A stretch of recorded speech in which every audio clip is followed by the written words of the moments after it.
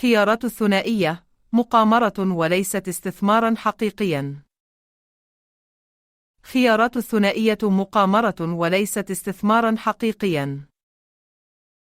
بكل صراحة ووضوح، خياراتنا الثنائية ليست استثمارا حقيقيا، بل هي شكل من أشكال المقامرة.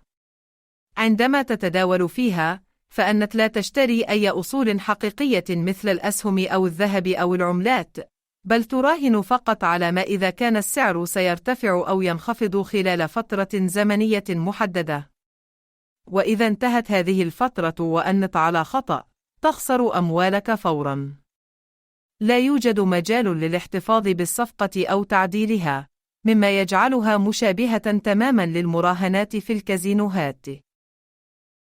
أما بالنسبة للشركات التي تروج لهذه المنصات، فقد تلاحظ أنها تنشر إعلاناتها في كل مكان، لكن هل تساءلت يوماً لماذا؟ الشركات المالية المحترمة لا تحتاج إلى هذا الكم الهائل من الإعلانات، لأن خدماتها تتحدث عن نفسها. أما منصات الخيارات الثنائية، فهي تعتمد على خسائر المتداولين كمصدر أساسي للتمويل. فكر في الأمر، لو كان المتداولون يحققون أرباحاً حقيقية، فمن أين ستربح هذه الشركات؟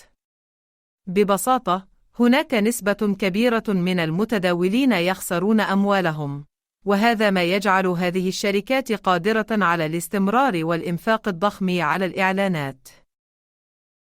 باختصار، أي شخص يحاول إقناعك بأن الخيارات الثنائية استثمار حقيقي، إما أنه لا يفهم طبيعتها، أو أنه مستفيد منك بطريقة ما. الحقيقة واضحة: الخيارات الثنائية مقامرة، والخاسر الأكبر هو من ينجرف وراء هذا الوهم.